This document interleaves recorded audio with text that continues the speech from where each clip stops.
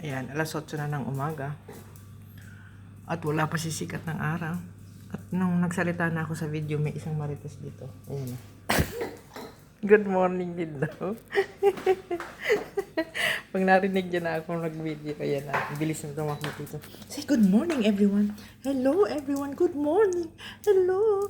Good morning. Say good morning. Good morning. Good morning din daw si Leo Boy. Kasi akala niya kakain na ako ng apple. Nahulog yung basahan natin. Makulit din yan si Leo Boy. Marites din yan. May marites ako sa'yo, kamare. Ayan. Ito yung usual drinks kong ginagawa sa umaga. After breakfast, may green tea ako. Ayan, green tea.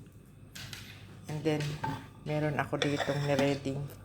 Araw-araw to ginagawa ko. Lemon. Nag-slice ako ng lemon. And then, may tumbler tayo dito. Ito yung para dahil hindi ka ma-dehydrate. Yung kahit busy ka, may iniinom kang vitamin C. Kailangan natin to. At then, nag-slice ako ng isang cucumber.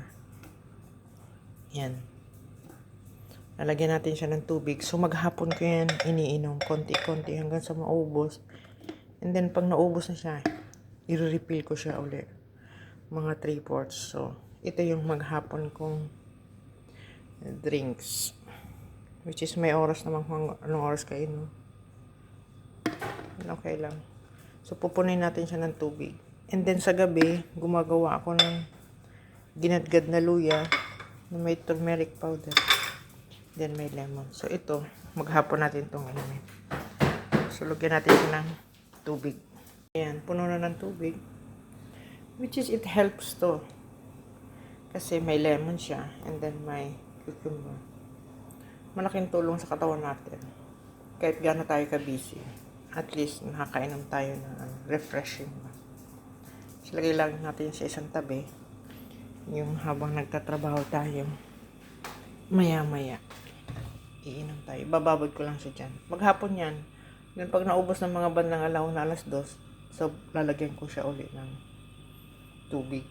Kami ang everyday routine ko na iniinom. And then, green tea. Green tea naman, after breakfast, and then, after lunch, lang ako nag-green tea. It helps din yung green tea kung diet ka, kung low carb ako, so, okay din lang. Pampadagdag, pampabawas ng taba-taba sa katawan. Na nga, kamare, alas 8 na ng gabi, alas 8:30 na ng gabi. 8:20 na.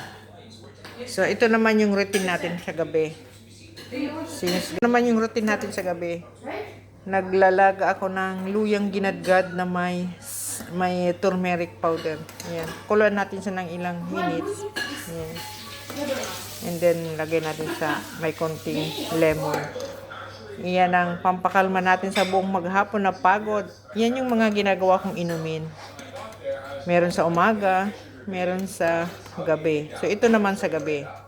Luyang ginadgad na may turmeric powder, isang kutsaritang maliit. And then, with lemon na konti. No sugar, hindi ako gumagamit ng sugar. So, yan ang ating drinks. Iniinom ko yan bago ako matulog. Kaya kung sino ang relate sa aking mga iniinom na herbal drinks, tea, it helps. Kahit pa paano, it helps. Mabuti na yung organic na iniinom natin kesa ano. Yan, kulong-kulo na siya. So, ayan na, kulong-kulo na siya. So, isasali na natin siya dito sa ating baso na may konting lemon. Ayan. Ang ating herbal tea sa gabi. Natapon na siya. Marami yan. Ayan. Dilaw na dilaw talaga siya.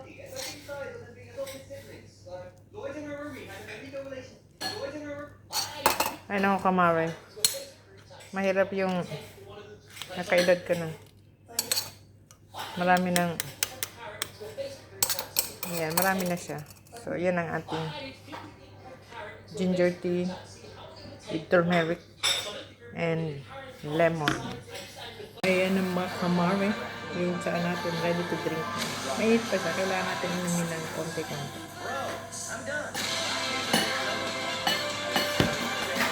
Masarap siyang maanghang.